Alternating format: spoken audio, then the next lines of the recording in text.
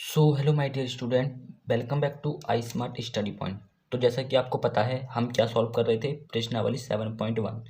तो 7.1 के हमने 3 पार्ट बना दिए हैं और पार्ट 1 में बिल्कुल बेसिक से बताया गया है।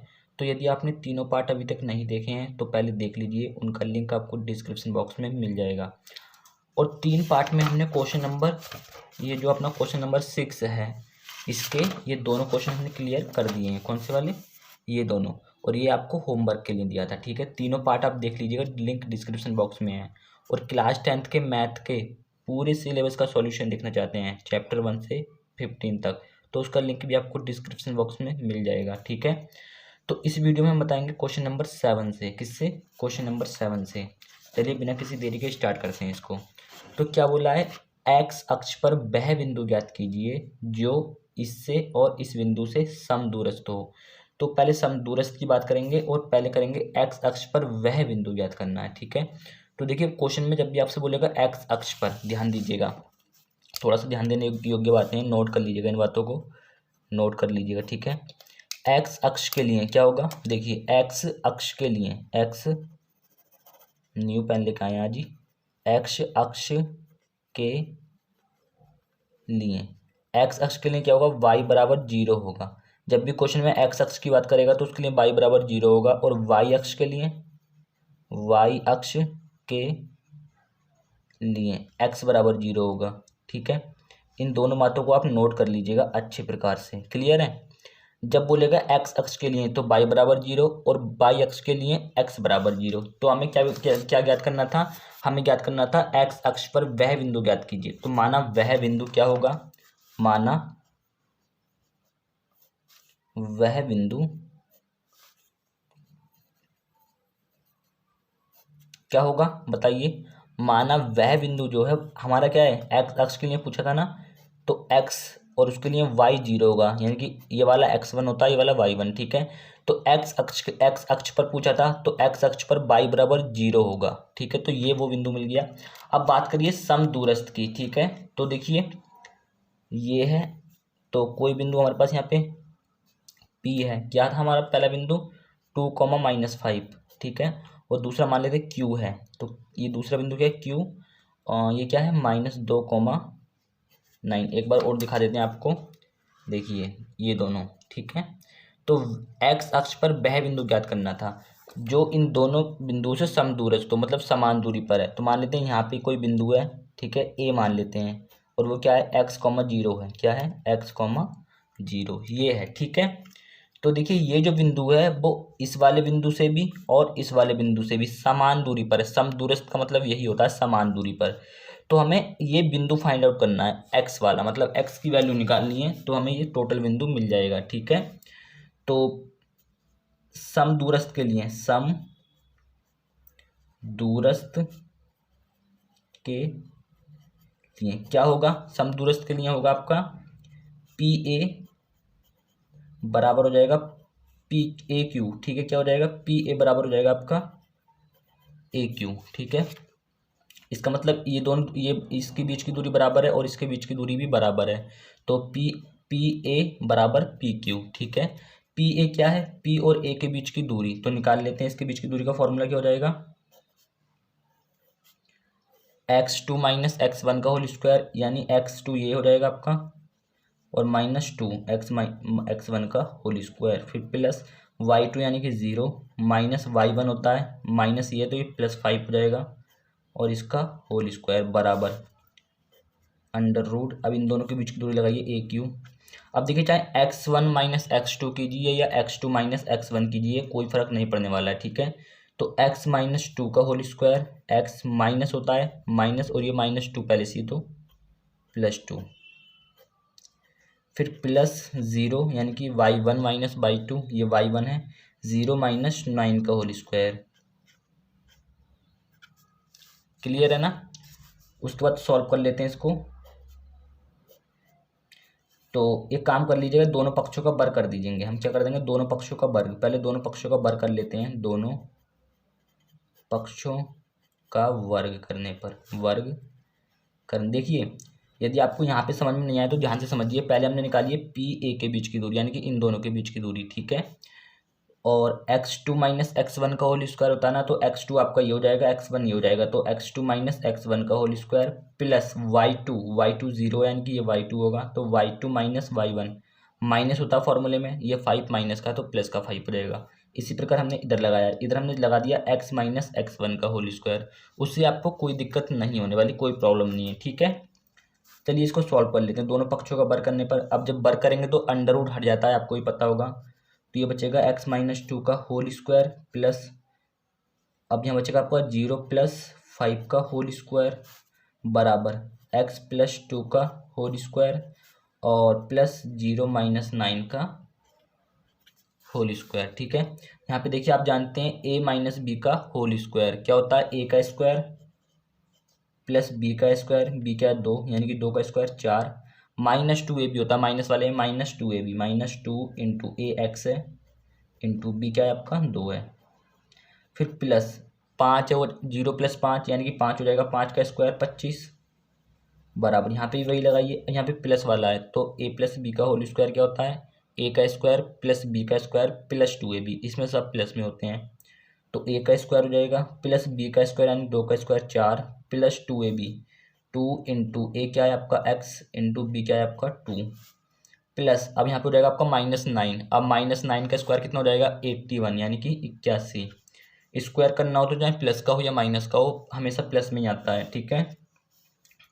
तो देखिए अब आपको क्या करना है, इन सब की गुणा कर लीजिए और इन सबको इधर ले आइए, ठीक है। तो देखिए ये हो जाएगा एक्स स्क्वायर प्लस 4 माइनस 2 दूनी 4x प्लस 25, ठीक है। एक्स वाले को आप इधर ले आइए तो ये माइनस का एक्स स्क्वायर हो जाएगा, ठीक है। और ये 2 दूनी 4x, यहाँ पे देखिए 2 दूनी 4x और इस 4x को आप इधर लेकर आएंगे तो ये माइनस का 4x हो जाएगा बराबर, यहाँ पे क्या बचेगा आपका ये वाला 4 बचेगा और प्लस ये वाला 81 बचेगा केवल, ठीक है। तो अब देखिए ये माइनस का एक्स स्क्वायर है और ये प्लस का एक्स स्क्वायर है, कैंसिल हो जाएंगे, माइनस का 4x है और ये माइनस का 4x है यानी कि माइनस का 8x, ठीक है। और ये प्लस का 4 है, ये प्लस का 25 है यानी कि प्लस का 29 बराबर, ये कितना है आपका 81 और 4 85, ठीक है ना गाइस। अब आपको ये करना है इस 29 को आप उधर भेज दीजिएगा, तो यहाँ पे बचेगा आपका माइनस का 8x is equal to 85 minus का 29, ठीक है। तो माइनस का 8x बराबर यहाँ पे हो जाएगा 15 में से 9 गए 6 बचा, यहाँ पे 7 में से 2 गए, आप पे कितने बचे 5, तो यहाँ बचेगा x बराबर 56 अपॉन माइनस का 8 गुणा में आ जाएगा, तो इससे कट जाएगा 8 सत्ते 56 यानी कि x बराबर कितना आ जाएगा आपका माइनस का 7, ठीक है। तो वह बिंदु क्या हो जाएगा, अतः वह बिंदु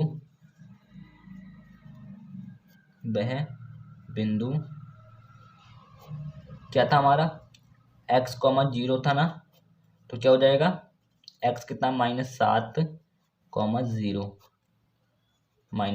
0 होगा, ठीक है। ये आंसर आ जाएगा इसका गाइस। देखिए very very very important question है ये, वेरी वेरी वेरी इंपॉर्टेंट, ठीक है, बहुत ज़्यादा एग्जाम में पूछा जाता है, ठीक है। तो चलिए अगला क्वेश्चन क्या है उसको देख लेते हैं अब थोड़ा सा। तो देखिए गाइस क्वेश्चन नंबर 8 भी इंपॉर्टेंट है, दिया हुआ है y का वह मान ज्ञात कीजिए जिसके लिए बिंदु P और बिंदु Q के बीच की दूरी कितनी दे रखी है आपको 10 मात्रक हो, यानी कि 10 मात्रक है। तो दूरी हमें दे रखी है, देखिए कोई दो बिंदु दिए हुए हैं पी क्यू, ये क्वेश्चन नंबर 8 है। कोई दो बिंदु दिए हुए हैं, ये बिंदु पी है, क्या है हमारा पी का बिंदु क्या है 2, -3 और क्यू बिंदु क्या है आपका 10, y, ठीक है। तो ये दो बिंदु हैं, इनके बीच की दूरी हमें कितनी दे रखी है 10 मात्रक पहले से ही दे रखी है, क्लियर है। तो हमें बाई की वैल्यू फाइंड आउट करनी है, बाई का मान निकालना है, ठीक है, बहुत आसान है। तो बिंदु पी क्यू के बीच की दूरी बिंदु पी क्यू के बीच की दूरी, ठीक है। देखिए ये x1 होगा और ये y1, पिछले क्वेश्चन में हमने लिखा नहीं था ऐसे, आपको तो थोड़ा क्लियर नहीं हुआ होगा, लेकिन यहाँ क्लियर हो जाएगा, x2 होगा और ये y2 होगा, ठीक है। तो निकाल लेते हैं क्या होता है formula, under root x2 minus x1 का होल स्क्वायर, x2 कितना है 10, x2 लिख लेते हैं x1 का whole square plus y2 minus y1 का होल स्क्वायर। ये होती है बिंदु पी क्यू के बीच की दूरी, ये दूरी होती है। और ये कितनी दे रखी है हमें, 10 दे रखी है, यानी कि 10 मात्रक पहले से दे रखी, तो बराबर में 10 लिख दिया हमने। ठीक है, बिंदु पी क्यू के बीच की दूरी का फॉर्मूला ये है, और ये दूरी जो हमें पहले से दे रखी है 10 मात्रक, तो हमने लिख दी। ठीक है, अब x2 कितना है आपका, 10 है। देखिए, चाहे आप x2 माइनस x1 कीजिए या आप x1 माइनस x2 कीजिए, कोई फर्क नहीं पड़ेगा। 10 माइनस x1 कितना है आपका, 2, इसका होल स्क्वायर प्लस y2 कितना है आपका, y2 है y माइनस y1 कितना है आपका, -3, तो ये माइनस है, और y1 आपका पहले से -3 है, तो ये +3 का होल स्क्वायर बराबर 10। ठीक है, थोड़ी आवाज़ में गड़बड़ हो रही होगी, गला ख़राब है थोड़ा आज हमारा। ठीक है, चलिए कोई दिक्कत नहीं है, समझ में तो आपको आ ही रहा होगा। तो 10 में से 2 गया, कितना बचेगा आपका, 8, 8 का स्क्वायर 64 प्लस यहाँ पे बनेगा आपका a प्लस बी का होल स्क्वायर, तो क्या हो जाएगा, a का स्क्वायर यानी y का स्क्वायर प्लस b का स्क्वायर यानी कि 3 का स्क्वायर प्लस 2ab यानी कि 2 इंटू ए क्या है आपका y इंटू 3। ठीक है, जानते होंगे ये फॉर्मूला, बराबर 10। अब देखिए यहाँ पे कितना हो जाएगा, ये हो जाएगा आपका 64 प्लस वाई स्क्वायर प्लस 3 का स्क्वायर कितना हो जाएगा आपका 9, और 3 दूनी 6 यानी कि 3 दूनी 6 बाई बराबर 10। अब देखिए यहाँ से आपको जब भी आप इधर से बराबर के इस साइड से अंडर रूट हटाते हैं तो दूसरी साइड में जाकर क्या लगता है आपका, स्क्वायर यानी कि वर्ग लग जाता है। तो पहले जोड़ लेते हैं इसके अंदर का, 64 और 9 कितना हो जाएगा आपका बताइए, 9 और 4 13 का 3 हासिल 1 6 73 हो जाएगा आपका। ठीक है जी बिल्कुल, प्लस ये वाई स्क्वायर प्लस का 6y बराबर, ये इधर से अंडर रूट हटाएंगे तो उधर जाके क्या लगेगा आपका स्क्वायर यानी कि 10 का स्क्वायर हो जाएगा। ठीक है, तो इसको पहले लिख लेते हैं, यानी कि y का स्क्वायर प्लस का 6y सब प्लस में है तो आगे पीछे करके लिख लेते हैं।